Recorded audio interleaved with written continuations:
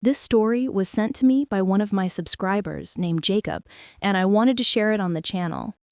This happened when I was in my early 20s. I used to live in a small house with 3 other guys. None of us really knew each other before moving in together, but we had all gone to the same college and graduated around the same time. Since we were all looking for a place to live afterward, it just kind of fell into place. Splitting the rent 4 ways allowed us to afford a small home on the rural outskirts of the city. Anything closer to downtown was way too expensive. Everything went smoothly for about 9 months. But then, out of nowhere, 2 of the guys decided to move out, leaving just me and KJ. Unfortunately, KJ was the one I talked to the least. He was always working, getting home late, or keeping to himself. It really sucked that the other 2 left because they were the ones I actually got along with. Now, not only was the place quieter, but our rent doubled since we had to split it between just the 2 of us. We both agreed that once the lease was up in 3 months, we'd go our separate ways. During that first month after the others moved out, I realized how absent KJ really was. On my days off, I'd be home all day and night alone. It was strange at first, but I got used to it. In fact, I enjoyed having the house to myself. Still, I thought it was odd how long KJ was gone every day. He only worked part-time in the morning, so I assumed he must have been hanging out with friends late into the night. One night, though, I happened to stay up later than usual. It was around 1 a.m. when I saw headlights pull into the gravel driveway. I heard the front door open and decided to say hi, thinking it might help ease the awkward silence between us. But as soon as I opened my bedroom door, I heard fast footsteps rushing down the hallway. When I peeked out, I startled him. He froze just outside his bedroom door, eyes wide, body stiff like I'd caught him doing something he shouldn't. "What's up, KJ? Just saying hi," I said to break the tension.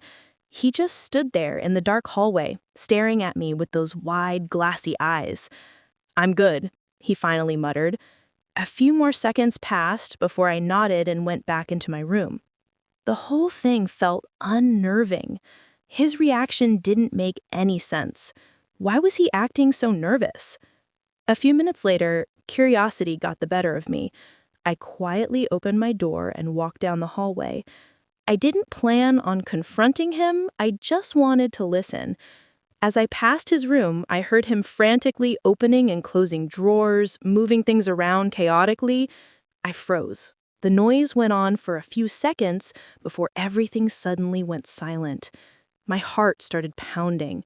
Before I could move, his door swung open. KJ stood there, staring right at me with that same wide-eyed look. Trying to play it cool, I said, "Just heading to the kitchen. You want anything?" He muttered, "No," then closed the door in my face. I didn't know what to think, but something about the whole situation made my skin crawl. I went to the kitchen anyway, pretending everything was fine, then went back to my room. The rest of the night was quiet, but the unease stayed with me. Over the next week, KJ's behavior only got worse. His eyes looked sunken and restless, and he barely spoke a word to me. He would rush straight to his room every night, avoiding eye contact. I started staying up until he came home because, honestly, I didn't feel comfortable sleeping until I knew he was locked away in his room. One night, though, not long after he got home, I was lying in bed when I heard a knock at my door. My heart jumped. I hadn't heard him walk down the hallway. When I opened my door, he was standing there, eyes still restless, but with a faint, unsettling smile. "Hey," he said, "I just got home, but I think I dropped my wallet somewhere in the driveway. You got a flashlight? Can you help me look for it real quick?" It was strange. KJ never asked for help, and he never tried to make small talk. Still, I thought this might be a chance to make things less tense, so I grabbed a flashlight and followed him outside. We started walking along the gravel, scanning the ground. He asked a few random questions about work, trying to make small talk. That's when I noticed his car. It was parked unusually far down the driveway, all the way near the edge of the woods. It didn't make sense. If he had dropped his wallet, It should have been near the car or the front door, not halfway down the drive. When we reached the car and still hadn't found anything, he started leading me further away from it, towards the woods. I stopped walking. "Why would your wallet be out here?" I asked. He paused for a moment before replying, "I went for a short walk earlier. Maybe I dropped it out here." Something in his tone didn't sound right. My gut screamed that something was off. Every time I said we should head back, he tried to convince me to keep looking. The deeper we went, the more uneasy I felt until my nerves finally took over. "Here," I said, handing him the flashlight. "You can keep looking. I've got to get up early for work." He didn't take it. His fake smile faded, and the look in his eyes changed from restless to angry. The tension was thick, and I could feel my heart racing. Without saying another word, I turned around and started walking back towards the house, fast. I looked back a couple of times and saw him standing there, motionless, just watching me. As soon as I got inside, I locked every door and started packing my things. I didn't sleep that night. KJ never came back to the house, and by morning, I had loaded my car and left for good. Even years later, I never heard from him again. I still don't know what was wrong with him, but I'm convinced that whatever he planned to do in those woods that night, it wasn't good. Thank you to Jacob for sending this terrifying story. If you have a story, send it in and it might be featured next. This story was sent to me by one of my subscribers named Alex, and I wanted to share it on the channel. In 2015, when I was 23, I used Craigslist to find a roommate to share my apartment. Back then, it was still pretty common to use Craigslist for things like that. There weren't many other sites for finding roommates, and it didn't have the same reputation it does today. I made a post with a few pictures of my place, explaining that I was looking for someone close to my age to move in. After just a few days, I got a reply from a woman named Hannah. She said she was also 23, still in college, and based on our phone conversations, she seemed easygoing and friendly, someone I could probably get along with. When she came by to see the apartment, everything went smoothly. She liked the place, we agreed on a rent amount, and within a week, she moved in. The only thing that stood out to me was that she didn't quite look 23. She was taller than me and had a more mature appearance, maybe late 20s, early 30s. But I figured people age differently and didn't think much of it. For the first few days, we barely saw each other since we both had busy schedules. I worked full-time, and she said she was balancing school and a part-time job. On the 5th night after she moved in, I came home from work around 10 p.m. The apartment was quiet until I opened the door. I immediately heard footsteps rush down the hallway, followed by a door slamming shut. Confused, I set my bag down and peeked down the hallway. Hannah's bedroom light was on, her door closed, but mine was wide open. I was sure I'd shut it before leaving that morning. I didn't like the idea of her going through my things, but when I checked, nothing looked disturbed, so I brushed it off, closed my door, and spent the rest of the night watching TV in my room. An hour passed, and I hadn't heard a sound from Hannah's room. I figured she must have gone to bed early, just like she'd mentioned before. But then I noticed something strange. A shadow under the bottom of my door. Someone was standing right outside, completely still. My stomach tightened. "Hannah?" I called. No answer. The shadow didn't move. "Hannah, are you out there?" Several seconds passed before the shadow shifted, moving slowly away. Then I heard her door slam shut. My heart was racing. I locked my door and stayed up late, trying to convince myself it wasn't as weird as it seemed. Maybe she needed something, but got nervous about waking me up. The next morning, I ran into her in the kitchen. I casually brought it up, asking if she needed something last night. She smiled and said, "No, everything's fine," then ended the conversation. It was definitely unsettling, but I didn't want to make things awkward so soon after she'd moved in. That night, I got home again around 10:30. The place was quiet and dark. Even her room was dark, so I assumed she was asleep. I went to my room, shut the door, and FaceTimed a friend for a bit before hopping in the shower. While I was in there, I thought I heard something, faint movement from outside my room. I turned the water down to listen, but didn't hear anything else. After finishing up, I dried off and looked toward the door. It was open. I froze. I was almost positive I had shut and locked it earlier. I grabbed my towel tighter and peeked into the hallway. It was pitch black, silent. I locked the door again, this time making sure.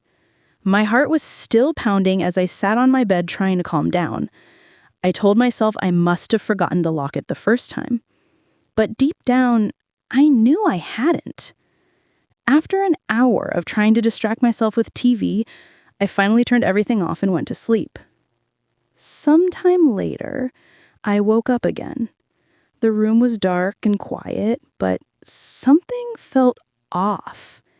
My eyes adjusted slowly, and that's when I saw it. The door was cracked open, just a few inches.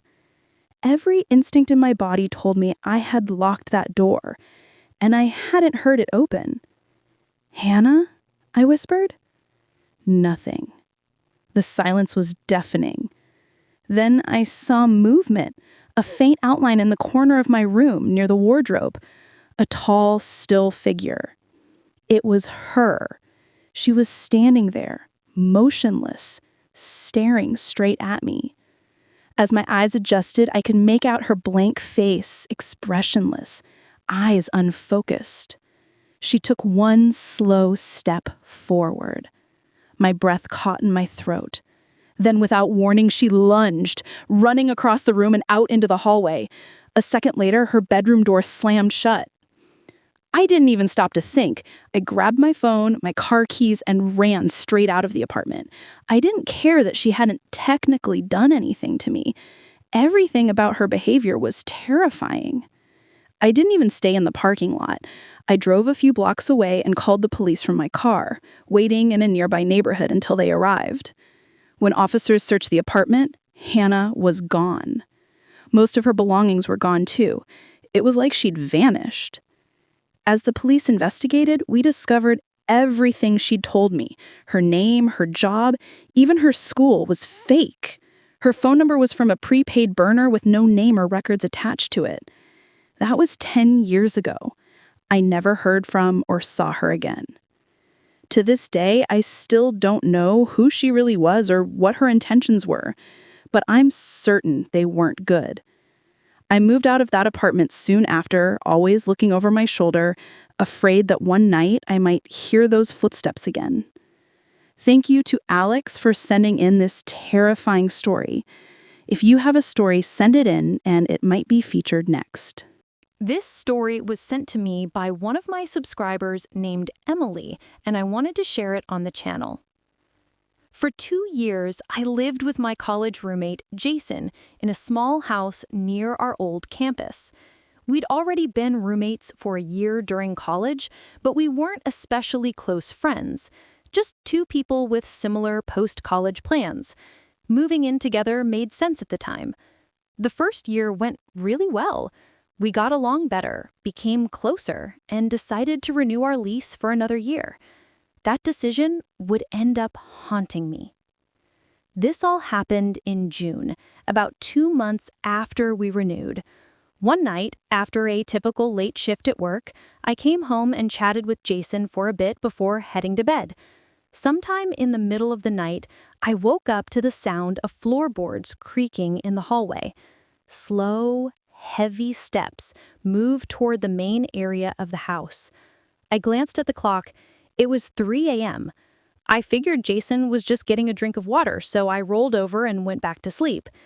In the morning, I was rushing to get ready for work when Jason came out of his room looking half awake. He asked something that stopped me cold.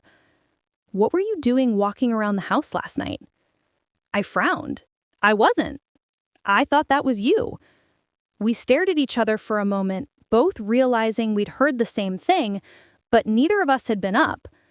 I brushed it off, thinking maybe the house was creaking from the wind or temperature changes. Old wood can make strange noises, right? That night, Jason worked late and I was home alone. I relaxed in my room until around midnight, then went to bed. But again, around 3 a.m., I woke up to the same sound, the floorboards creaking slowly, like someone walking down the hallway toward the living room. This time, I stayed quiet and listened. The steps stopped at the far end of the house. After about 30 seconds of silence, I got up, grabbed my phone, and went to check. The living room was empty. The doors were locked. There was no sign of anything that could have made that sound.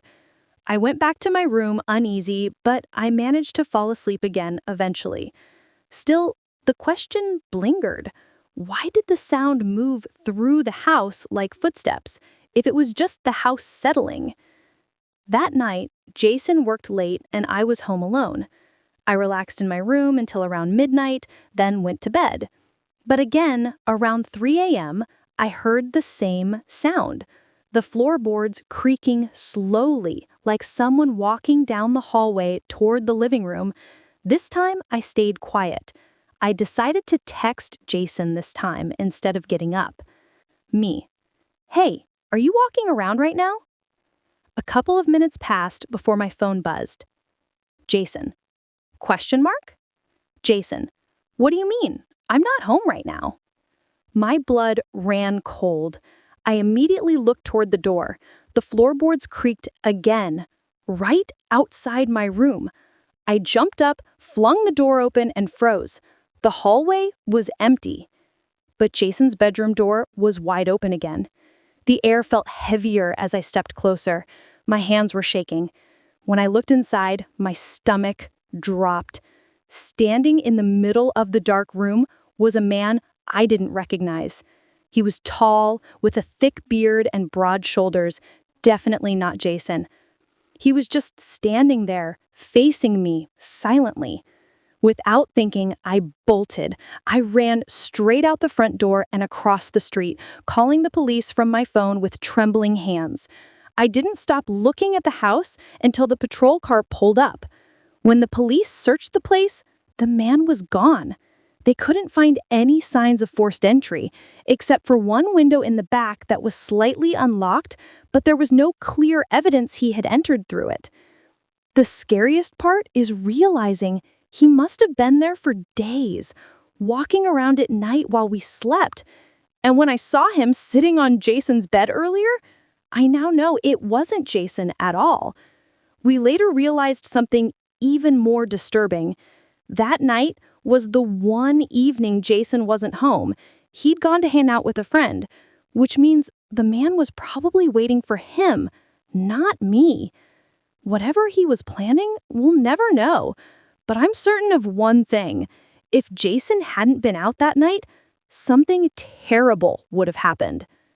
Thank you to Emily for sending this terrifying story. If you have a story, send it in, and it might be featured next.